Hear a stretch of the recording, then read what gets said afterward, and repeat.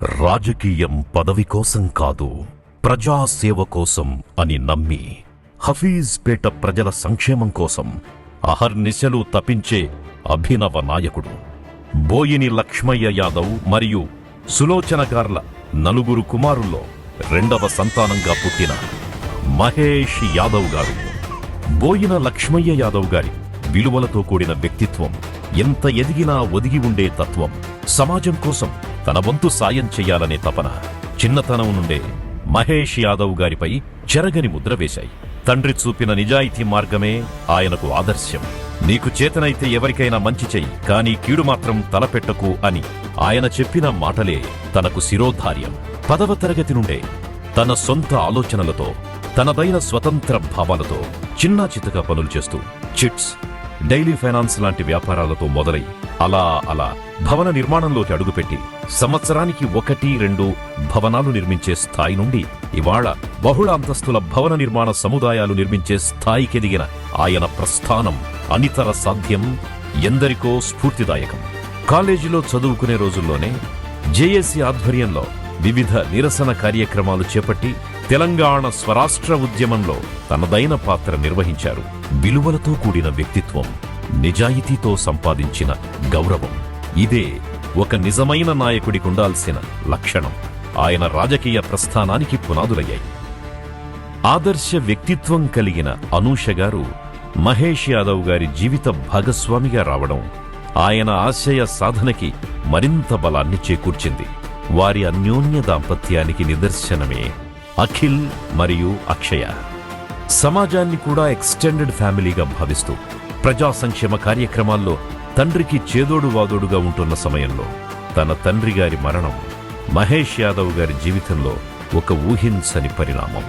ఆ తరువాత వారి నాన్నగారి జ్ఞాపకార్థం బోయిని లక్ష్మయ్య యాదవ్ చారిటబుల్ ట్రస్ట్ని స్థాపించి ప్రతి ఏటా 10th ఇంటర్మీడియట్లో మంచి ప్రతిభ కనబరిచి పై చదువులకి ఆర్థిక స్థోమత లేని ఎందరో స్టూడెంట్స్కి సాయం చేస్తూ, అలాగే మెరుగైన వైద్యం కోసం అత్యవసర పరిస్థితుల్లో ఆయన్ని ఎవరు సంప్రదించినా వాళ్లకి బాసటగా నిలుస్తూ ముందుకు సాగిపోతున్న మన మహేష్ యాదవ్ అన్న ఎంతైనా ప్రశంసనీయులు.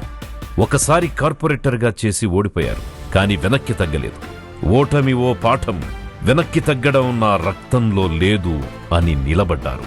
తన రాజకీయాలు అధికారం కోసం కాదు, అభివృద్ధి కోసం.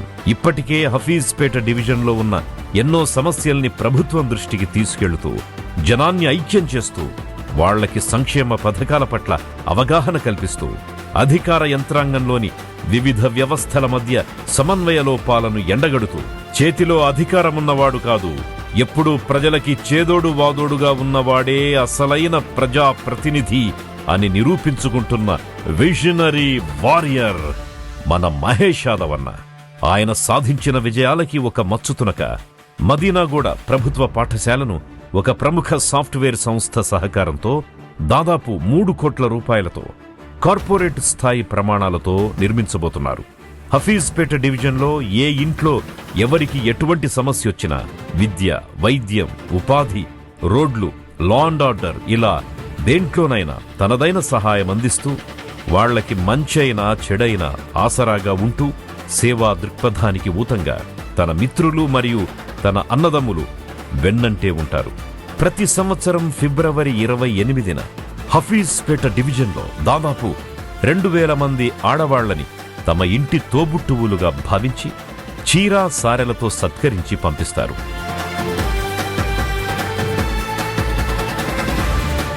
ఒక సామాన్యుడు కూడా మహనీయుడు కాగలడని ప్రపంచానికి చాటి చెప్పిన గౌరవనీయులు భారతదేశ ప్రధానమంత్రి శ్రీ మోదీ గారి ఆశయ సారథ్యంలో భారతీయతని తన నరనరాల్లో నింపుకున్న భారతీయ జనతా పార్టీ కార్యదక్షతతో ప్రజా శ్రేయస్సు కోసం మహేష్ యాదవ్ అన్న మొదలుపెట్టిన ఈ ప్రస్థానం అనితర సాధ్యమై ఆ సేతు హిమాచల పర్యంతం మన్ననలను పొందాలని, ఆయనకెల్ల వేళలా శివానుగ్రహముండాలని మనస్ఫూర్తిగా కోరుకుంటూ మంచి మనసున్న మా మహేష్ యాదవ్ అన్నకి, శ్రీమతి అనూష గారికి హ్యాపీ వెడ్డింగ్ యానివర్సరీ.